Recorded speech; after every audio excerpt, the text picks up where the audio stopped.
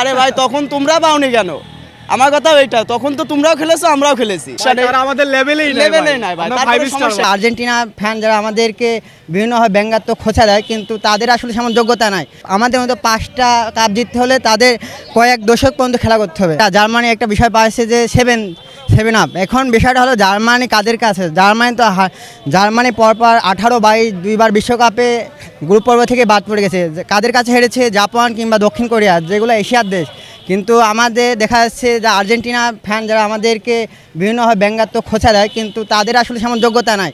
তারা মাত্র 3টা স্টার নিয়ে ঘুরে বেড়ায়, কিন্তু আসলে ফুটবলে আকাশটা নীল বা সবুজ নয়, সেখানে আছে হলুদের খেলা আর কি।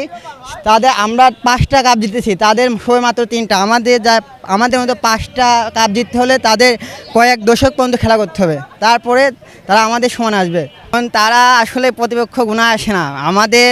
আমরা তো আসলে কোটি কোটি দর্শকের মন জয় করার জন্য খেলি, কিন্তু ওরা খেলে রেফারির উপর ভর করে, এজন্য আর কি ওরা সেমন একটা খেলা পারে না। আমাদের সবাই জানে 2026 সালে ওয়ার্ল্ড কাপ শুরু হচ্ছে, আজ থেকে শুরু হয়ে গেছে এটা।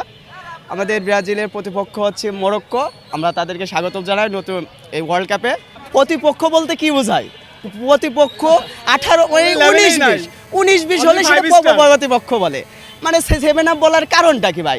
মানে ওই যে বলে না যে বাপের থেকে ছেলের একটু বেশি, যারা সেভেন আপ দিয়েছে আজ পর্যন্ত জার্মানি ফ্যানদের বলতে দেখলাম না আমাদের সেভেন আপ, অথচ তারা মানে কি বলবো ভাই, লেভেল আসতে হলেও একটা কই লাগে। তাদের বলতেই পারে, সমস্যা নেই, আমাদের লেভেলেই নাই ভাই। তারপরে সমস্যা কি? 5 স্টার এখন বলে যে এইগুলা জুয়েলারি নাকি বিভিন্ন কথাবার্তা। আরে ভাই তখন তোমরা পাওনি কেন? আমার কথা ওইটা, তখন তো তোমরাও খেলেছো আমরাও খেলেছি। সবথেকে বিশ্বকাপে অংশগ্রহণ করা দল সেটা হচ্ছে ব্রাজিল। সবথেকে গোল বেশি ব্রাজিল, সবথেকে অ্যাসিস্ট বেশি ব্রাজিলের। তারপরেও যদি বলে, এখানে আমাদের নতুন করে কিছু বলার নেই ভাই।